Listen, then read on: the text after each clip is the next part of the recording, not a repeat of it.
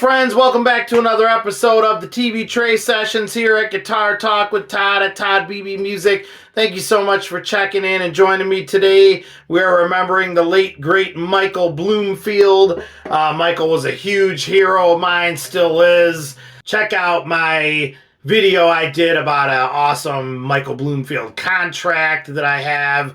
You can see Michael signed it and whatnot. Just a very cool piece of music memorabilia. I'll put the link below to that, so definitely check out that episode.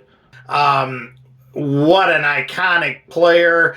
Michael was like the first real, blues rock guitar hero, I guess you would say. And there's so many things that you could say he's responsible for and doesn't get nearly enough credit. As far as twin guitar bands, before, as much as I love Duane Allman and Dickie Betts, I love them. Huge influences on me as well. Some of my biggest heroes, but they'll even tell you they were influenced by Michael Bloomfield and Elvin Bishop in the Paul Butterfield Blues Band.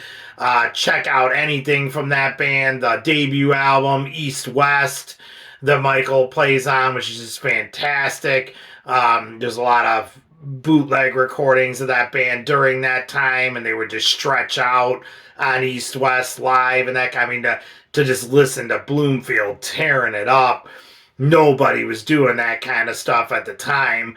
And the thing with Michael, he wasn't just blues rock. You would hear recordings of him doing fantastic finger-style acoustic stuff, and he was just such a diverse player. Played on the Highway 61 Revisited album from Bob Dylan, and Bob Dylan even said, I've used a lot of guitar players in my time. Nobody touched Bloomfield. He was just a number one. So iconic. He was at the infamous, Bob Dylan show when he went electric. Then he went on to have the Electric Flag, which was also a fantastic band with the great Nick Gravenites, on vocals out front, Buddy Miles on drums, and just what a powerhouse. I always loved Michael's voice too, but obviously the guitar playing speaks for itself. He's kind of the guy, I've heard even several historians say the whole Sunburst Gibson Les Paul craze kind of kicked in here in America by Michael Bloomfield. Eric Clapton, obviously, in England, and, that obviously rubbed off in the States as well, but Bloomfield even more so here in the States. And it's just such a shame that he's not in that breath of, when people are speaking of Clapton, Hendrix, Beck, Page, all the, Peter Green, especially the 60s guitar players. Mike Bloomfield, come on. He's like right on that list without a doubt. Such a great player. Michael just played with so much fire and passion, and such a huge influence on me. And that's always one of the great mysteries I've wondered about, is where, Michael's Sunburst Les Paul ended up, the famous, guitar. I've heard numerous stories about it, how he, bailed on a gig somewhere in like Wisconsin, I believe it was, and so the club owner ended up keeping the guitar, and it was passed around for a while, and I've heard somebody has it and doesn't realize what they have, and I've also heard somebody has it and fully realizes what they have, and it's just locked away in a basement somewhere, and you'll never see it again. That's such a shame, because I wish we could see that iconic guitar. Just, would be great. Make sure you check out the incredible book, Guitar King, Michael Bloomfield's Life in the Blues by David Dan. David does an exceptional job, and as far as I'm concerned, this is the be-all to end-all biography on Michael Bloomfield's life.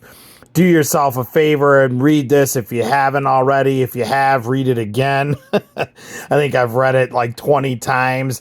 David's a super great guy, and man, he did not leave any leaf unturned researching this book. It just goes into every great detail about Michael Bloomfield's incredible life. I salute David. He did an awesome job with this. Make sure you grab a copy of this book. It is fantastic. Sure do miss Michael Bloomfield. Huge influence on me in the guitar world in general. Of course, we lost Michael on this day, February 15th of 1981. This is being recorded on February 15th of 2024. So we send one out to you today, Michael. We love you and miss you, and thank you so much for the music. Send one out to you, to the great Bloomfield, on this day. So thanks so much, Michael, for the music, and thank you all for checking in.